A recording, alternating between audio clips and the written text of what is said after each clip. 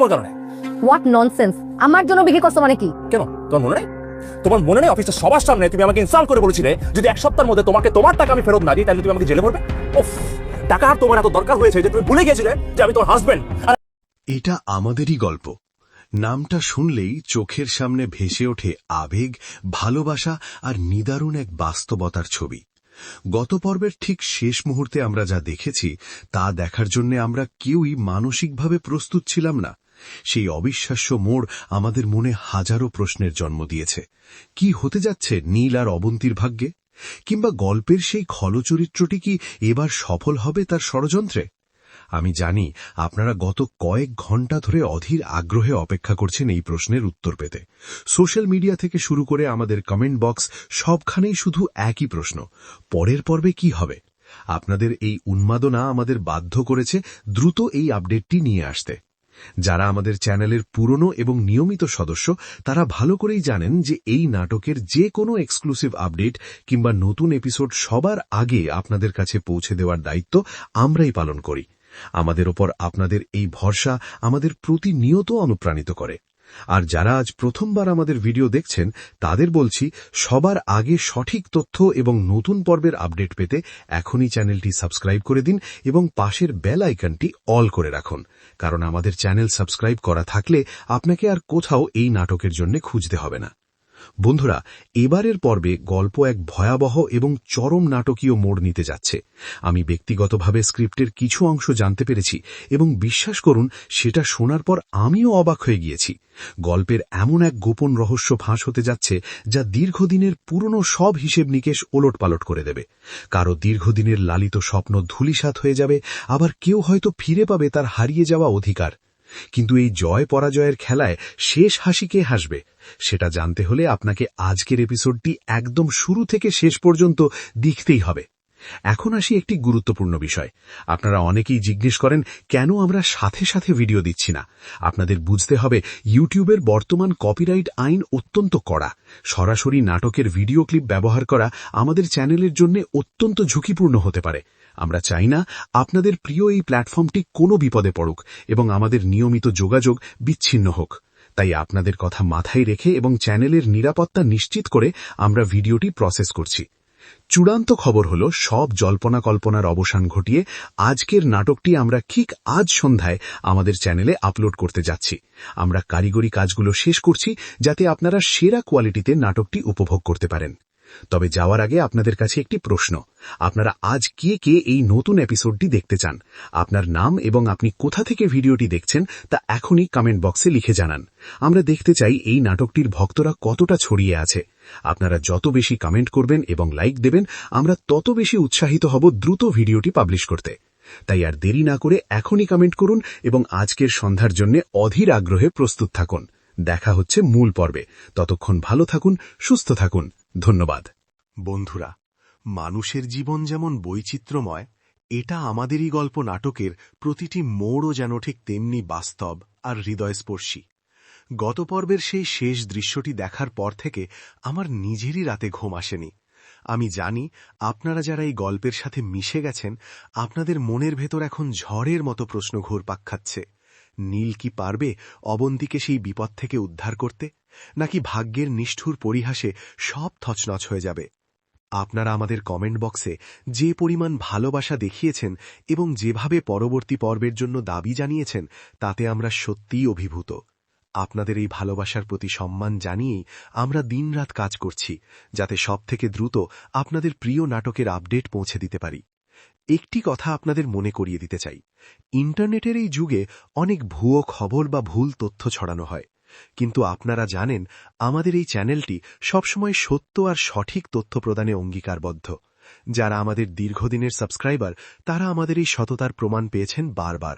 তাই বলছি, যারা এখনও এই পরিবারের সদস্য হননি তারা ভুল করবেন না, এখনই সাবস্ক্রাইব বাটনটি চেপে আমাদের সাথে যুক্ত হন। কারণ এই নাটকের আসল টুইস্ট এবং ইনসাইড নিউজ আমরা ছাড়া আর কেউ আপনাকে এত নিখুঁতভাবে দিতে পারবে না। মনে রাখবেন, আপনার একটি সাবস্ক্রিপশন আমাদের নতুন ভিডিও তৈরিতে 1000 গুণ শক্তি যোগায়। এখন আসা যাক সবথেকে বড় চমকে। আজকের পর্বে যা হতে যাচ্ছে তা শোনার জন্য আপনারা নিশ্চয়ই কান খাড়া করে আছেন।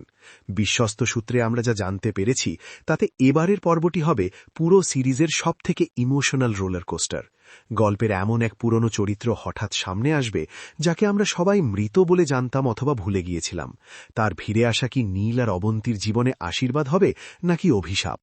এমনকি স্ক্রিপ্টে এমন একটি সংলাপ আছে যা শুনলে আপনার গায়ের লোম খাড়া হয়ে যাবে। বিশ্বাসঘাতকতার এক নতুন জাল বোনা হচ্ছে যা আমাদের প্রিয় নায়ক বা নায়িকাকে ধ্বংস করার জন্য যথেষ্ট। পর্দার আড়ালে কে কলকাঠি নাড়ছে সেই রহস্যের জট খুলতে যাচ্ছে আজকের এই বিশেষ পর্বে। আমি আপনাদের গ্যারেন্টি দিয়ে বলতে পারি, আজকের এপিসোডটি দেখার সময় আপনি এক মুহূর্তের জন্য স্ক্রিন থেকে চোখ সারাতে পারবেন না। বন্ধুরা, আপনারা অনেকেই অস্থির হয়ে যান যে কেন আমরা মূল ভিডিওটি দ্রুত দিচ্ছি না। আপনাদের বুঝতে হবে যে আমরা শুধু ভিউ পাওয়ার জন্য কাজ করি না, আমরা আপনাদের দীর্ঘমেয়াদী বিনোদন নিশ্চিত করতে চাই। ইউটিউবের কপিরাইট স্ট্রাইক খুবই ভয়াবহ একটি বিষয়। সরাসরি ভিডিও আপলোড করলে চ্যানেলটি ডিলিট হয়ে যাওয়ার ঝুঁকি থাকে, আর চ্যানেল ডিলিট হয়ে গেলে আমরা আর কখনোই আপনাদের সাথে এই গল্পগুলো শেয়ার করতে পারব না। তাই আপনাদের স্বার্থে এবং চ্যানেলের নিরাপত্তার খাতিরে আমরা কিছুটা সময় নিচ্ছি এবং নিয়ম মেনে ভিডিওটি এডিট করছি। এই ধৈর্যটুকু ধরার জন্য আপনাদের জানাই অনেক অনেক ধন্যবাদ। অপেক্ষার প্রহর শেষ হতে আর মাত্র কয়েক ঘন্টা বাকি। আজকের এই ধামাকা এপিসোডটি আমরা ঠিক আজ সন্ধ্যায় আপনাদের জন্য পাবলিশ করব। তবে তার আগে একটি ছোট্ট কাজ আপনাদের করতে হবে। আপনারা এই মুহূর্তে কে কোথায় বসে আমাদের এই ভিডিওটি দেখছেন এবং এই নাটকের কোন চরিত্রটি আপনার সবথেকে প্রিয় তা ঝটপট কমেন্ট বক্সে লিখে ফেলুন। আমরা চাই আজকের ভিডিওর কমেন্ট বক্সটি ভালোবাসায় ভরে উঠুক। যত বেশি আপনাদের রেসপন্স পাব, আমরা তত বেশি অনুপ্রেরণা পাব পরবর্তী পর্বগুলোর আরও এক্সক্লুসিভ নিউজ আপনাদের সাথে শেয়ার করতে। তাই আর সময় নষ্ট না করে এখনই নিচের কমেন্ট বক্সে ঝড় তুলুন। দেখা হচ্ছে ঠিক আজ সন্ধ্যায় আপনাদের প্রিয় এই চ্যানেলেই। আমাদের সাথেই থাকুন, সুস্থ থাকুন। ধন্যবাদ। বাবা, আমি শাশুড়ি মাকে বারবার ফোন দিচ্ছি, কিন্তু উনি ধরছেন না। ওখানে আর কেউ নেই? তোমার চাচি শাশুড়ি, ওই যে কি যেন নাম, ওনাকে ফোন দিয়ে দেখো।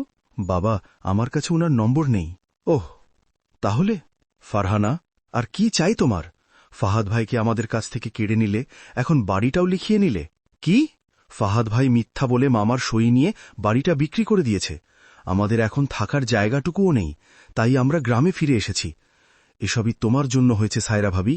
ফারহানা, বিশ্বাস করো, তোমাদের ওখান থেকে আসার পর ফাহাদের সাথে আমার কোনো যোগাযোগ নেই।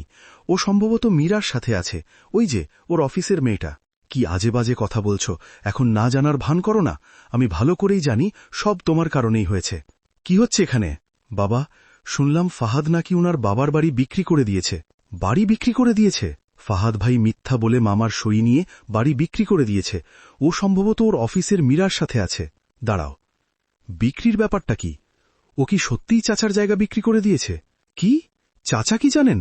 জানেন। হায় খোদা, ভাবতে পারেন নিজের ছেলে এমন কাজ করতে পারল?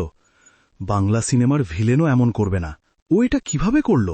যেদিন আমি ঢাকা গিয়েছিলাম আর এই ভাবিকে দেখেছিলাম, তখনই বুঝেছিলাম ওনার মধ্যে কোনো ঝামেলা আছে। তখন কাউকে কিছু বলতে পারিনি। উনি একদম হাতেম তাইয়ের গল্পের মালিকা হামিরার মতো। এখন সেটা প্রমাণ হয়ে গেছে। আমার সন্দেহ কখনো ভুল হয় না। বড় ছেলেটাও সুবিধের না। ও যদি ভালো হতো তবে খারাপ সঙ্গ থেকেও নিজেকে শুধরে নিত। কিন্তু দুজনেই পচা, একদম এক পদের, দুজনেই খারাপ। ঈশ্বর, একজন সন্তান হিসেবে তুমি এটা কিভাবে করলে? তুমি তোমার বাবার বুকটা ভেঙে দিলে। লোকটা যে কিসের মধ্য দিয়ে যাচ্ছে আমি ভাবতে পারছি না। ছেলে বড় হবে, বাবা মাকে দেখবে, তা না করে সে কিনা বাড়ি বিক্রি করে দিল। কি প্রতারক! মামি, বড় ভাবি ফোন দিয়েছিল। ও কি চায়? আমি ওনাকে বেশ কড়া কথা শুনিয়ে দিয়েছি। কিন্তু মামি, যা জানলাম তাতে আমি স্তব্ধ হয়ে গেছি। উনি নাকি বাড়ি বিক্রির ব্যাপারে কিছুই জানতেন না, আর ফাহাদ ভাই নাকি এখন আর ওনার সাথে থাকেন না। শোনা যাচ্ছে ওনাকে অফিসের এক মেয়ের সাথে তার বাড়িতে থাকছে। তুমি বাচ্চা মানুষ, এসব কেন শুনছ? বারবার ফোন ধরবে না, এখন যাও। চাচি, এটাই কি তবে সত্যি? আমি কি আপনাদের কাছে বাইরের কেউ? আমি সবসময় নিজেকে এই পরিবারের অংশ ভেবেছি, কিন্তু এখন মনে হচ্ছে আমি এখনো বাইরের লোকই রয়ে গেছি। আপনারা যদি ঢাকা বাড়ি বিক্রির কথা আমাকে বলতেন, তবে কি আমি এগুলো নিয়ে গল্প করে বেড়াতাম? একটা বাড়ি নিয়ে মন খারাপ করো না। আল্লাহ যদি তোমাদের ভালো রাখেন, তবে এখানেই একটা 5 তলা রাজপ্রাসাদ বানাবে। ফাহাদ শুধু একটা বাড়ি বিক্রি করেনি, সে তার বাবা মায়ের কলিজা ছিঁড়ে বিক্রি করেছে। ইট পাথরের কোনো দাম নেই। চাচি, এই কষ্টটা মনে চেপে রেখো না। আপনার 2 ছেলে, একজন হয়তো নষ্ট হয়ে গেছে, কিন্তু আপনার সমীর তো আছে। আল্লাহর ইচ্ছা হলে সমীর এখানেই আপনার জন্য প্রাসাদ বানাবে। ঢাকার বাড়ি গেছে তো কি হয়েছে, এটা নিয়ে ভেঙে পড়বেন না। আর চাচি, সমীর যদি কোনোদিন আপনার দিক থেকে মুখ ফিরিয়ে নেয়, আমি আবুল কথা দিচ্ছি, আমি কখনো আপনাদের ছেড়ে যাব না। আমি আপনাদের দেখাশোনা করব। আপনাদের ছাড়া আমার আর কে আছে? আর চিন্তা করবেন না, আমিও আপনার ছেলের মতোই। আমাদের প্রাসাদের দরকার নেই, শুধু তোমাদের ছায়ায় একটু ঘুমোতে দিও, তাতেই আমরা খুশি থাকব। সত্যিই খুব খুশি থাকব। ওর বাবা মাকে কষ্ট দিয়েছে, একদিনের ফল ও ঠিকই পাবে। তোমার চাচা শুনতে পাবেন। এটাই আমাদের গল্প। আবারও বলছি, একদিন ঠিকই বুঝতে পারবে। আল্লাহ দ্রুত বিচার করেন না, কিন্তু ওনার বিচার থেকে কেউ রেহাই পায় না। মিলিয়ে নিও। বসো মীরা। মীরা না, আমি সায়রা। ফাহাদ, আমি ভাবতাম তুমি শুধু চরিত্রহীন আর লোভী, কিন্তু তুমি তো আসলে একটা বিশ্বাসঘাতক। সায়রা, চুপ করো। এটা তোমার অফিস নয়, আমার অফিস। আমার অফিসে এসে আজে বাজে কথা বলার সাহস দেখাবে না। আমি এটা সহ্য করব না। তোমার মতো মানুষের সাথে আর কিভাবেই বা কথা বলবো? তুমি ওই বাড়িটা বিক্রি করার সাহস পেলে কি করে? আমি বাড়ি বিক্রি করেছি? তুমি কি বাবার সই জাল করে ওটা বিক্রি করনি? উত্তর দাও। ওহ, এখন তুমি সহানুভূতি দেখাতে এসেছ। হ্যাঁ, আমি বিক্রি করেছি, কিন্তু কেন বাবার বাড়ি বিক্রি করলাম? আমি বাধ্য হয়েছি বিক্রি করতে, আর তুমি আমাকে দিয়ে এটা করিয়েছ। তোমার কারণেই আমাকে বাবার বাড়িটা এত সস্তায় আর এত তাড়াহুড়ো করে বিক্রি করতে হয়েছে। আমি ওদের ঘর হরা করেছি, আর এসবই তোমার জন্য। কি আজে বাজে কথা! আমার জন্য কেন বিক্রি করলে? কেন মনে নেই? তুমি সবার সামনে অফিসে আমাকে অপমান করেছিলে, বলেছিলে 1 সপ্তাহের মধ্যে আমার টাকা ফেরত না দিলে আমাকে জেলে পাঠাবে। তুমি টাকার জন্য এত অন্ধ ছিলে যে ভুলে গেছিলে আমি তোমার স্বামী। যখন একজন স্বামীকে তার স্ত্রী সবার সামনে এইভাবে অপমান করে, জনসম্মুখে জেলে পাঠানোর হুমকি দেয়, এর চেয়ে অপমানের আর কি হতে পারে?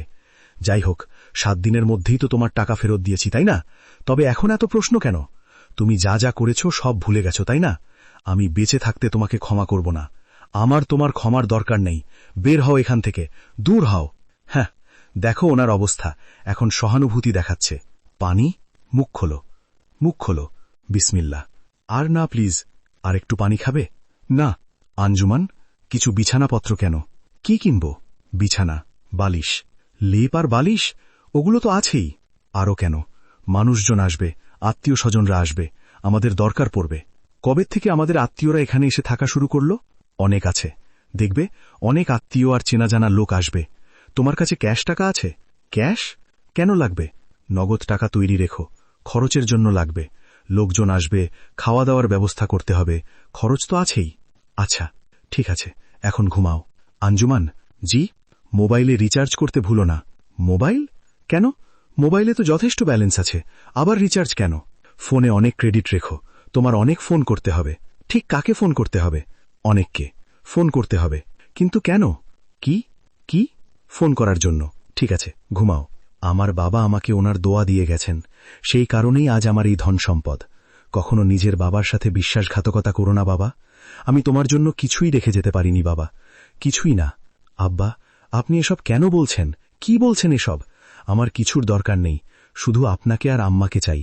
আমি সারা জীবন আপনাদের দুজনকে দেখাশোনা করব। সেই দিন থেকে আমি একবারও ওদের সাথে যোগাযোগ করিনি, এমনকি ওদের ফোনও ধরিনি। আমি শুধু এই দলিলটা হাতে আসার অপেক্ষায় ছিলাম, আর এই কাগজগুলো হাতে নিয়ে আমি ওদের সামনে দাঁড়াবো এবং আমার পরিস্থিতি বুঝিয়ে বলবো। আমি আপাতত জমিজমা দেখাশোনা করছি, কিন্তু মালিকানা তোমাকেই বুঝে নিতে হবে। তোমার বাবা যদি আর না থাকেন, তবে তুমি আর তোমার ভাই এর মালিক। কিন্তু বড়জন তো গোল্লায় গেছে, সে এসব সামলাতে পারবে না। সব দায়িত্ব এখন তোমার কাঁধেই পড়বে।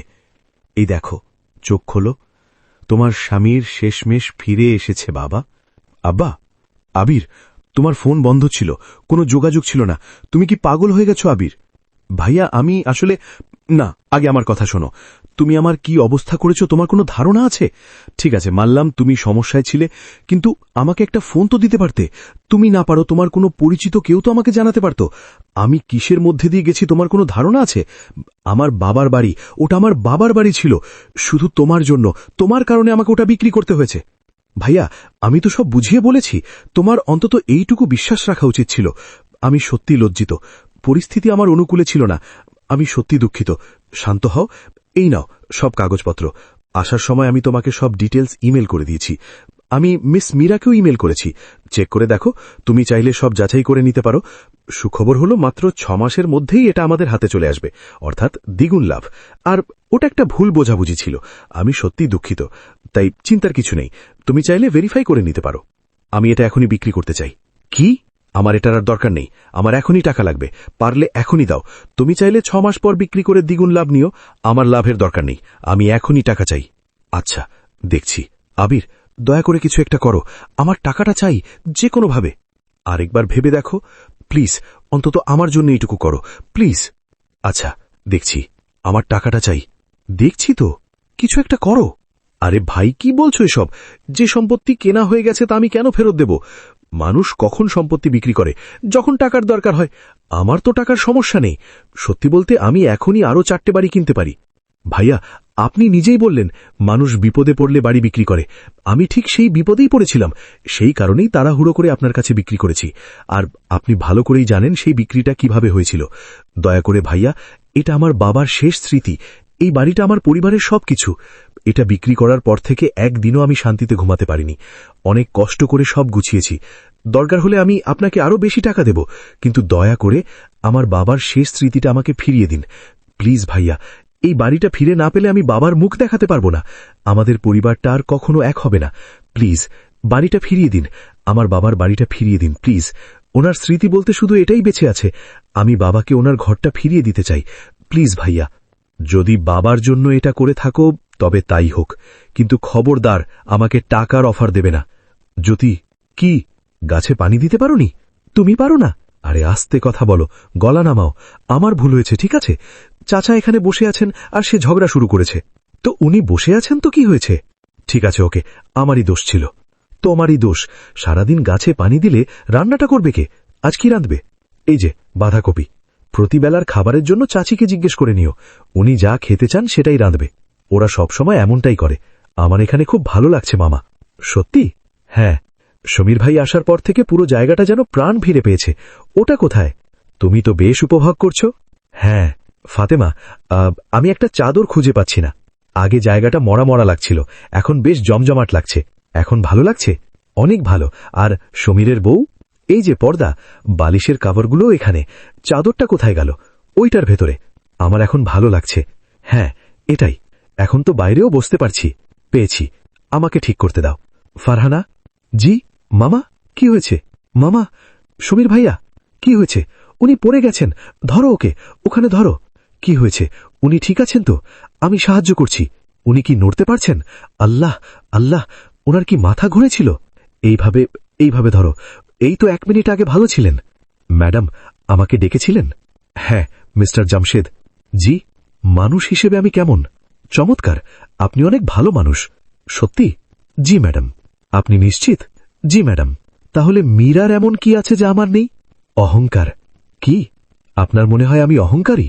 না ম্যাডাম, আমি যা বলতে চাচ্ছি হল আপনি বিদেশের নামী ইউনিভার্সিটিতে পড়াশুনো করেছেন। ফাহাদকে বিয়ের আগে আপনার এগুলো ভাবা উচিত ছিল। ফাহাদ মধ্যবিত্ত পরিবারের সাধারণ একজন মানুষ। শুধু হ্যান্ডসাম হলেই হয় না, মানুষের চরিত্র দেখতে হয়। সিদ্ধান্ত নেওয়ার আগে আপনার ওর পরিবার আর জীবন দেখা উচিত ছিল। সত্যি বলতে এটা বসের ভুল ছিল।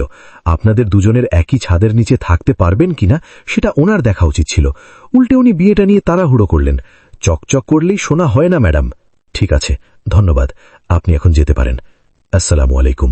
ওয়ালাইকুম আসসালাম। সমীর, বাবার চিকিৎসা এখানে না করাই ভালো। আমার মনে হয় না এখানে উনি সঠিক যত্ন পাবেন। তার চেয়ে চলো ওনাকে ঢাকা নিয়ে যাই। আমি সেটাই বলেছি, কিন্তু উনি তো রাজিই হচ্ছেন না। ঠিক আছে, আমি বাবাকে রাজি করাবো। তুমি দেখো ঢাকায় ওনাকে কোথায় নেওয়া যায়। ভালো একটা হাসপাতাল খুঁজে বের করো। আমি ফুপাকে ফোন করছি। হ্যালো ফুপা, আসসালামু আলাইকুম। ওয়ালাইকুম আসসালাম। সমীর, ওদিকে সব খবর ভালো তো? না ফুপা, আব্বার অবস্থা আরো খারাপ হয়েছে। আমার মনে হয় ওনাকে ঢাকা নিতেই হবে। তাহলে ঢাকা নিয়ে এসো। আব্বা যেতে চাচ্ছেন না। যে কোনোভাবে ওনাকে রাজি করাও। আমি এখানে সব ব্যবস্থা করছি, সময় নষ্ট করো না। ঠিক আছে ফুপা, ওকে, আসসালামু আলাইকুম। ফুপা সব ব্যবস্থা করবেন। আমার মনে হয় তোমার আব্বার সাথে কথা বলা উচিত। আব্বা তোমার কথা শোনেন। ভাবি? কেউ ফোন করছে। কে? আমাদের বড় ছেলের বউরা। কেটে দাও। ভাবি, হয়তো জরুরি কিছু, একবার শুনেই দেখো না। আমার কাছে আর কোনো কিছুই জরুরি নয়। বললাম তো কেটে দাও। কেটে দাও। আপনার বাড়িটা সত্যিই খুব সুন্দর। আমরা হঠাৎ করেই চলে এলাম। বসুন প্লিজ, আমি আসছি। জ্যোতি, চালগুলো নাও আর ভালো করে ধুয়ে ফেলো। বিদায় জানাতেও কি সে একবার আসবে না? ওর শরীরটা ভালো নেই, ঘরের ভেতরেই আছে। অসুস্থ? তাহলে আমি একটু দেখে আসি। এমনটা করবেন না ম্যাডাম, ও আমাকে বলে দিয়েছে যেন কেউ বিরক্ত করে না। আবুল ভাই, কি করছেন? মরা ডালপালাগুলো কাটছি। ওগুলো দিয়ে কি হবে? রান্নার লাকড়ি হবে, চুলায় দেব।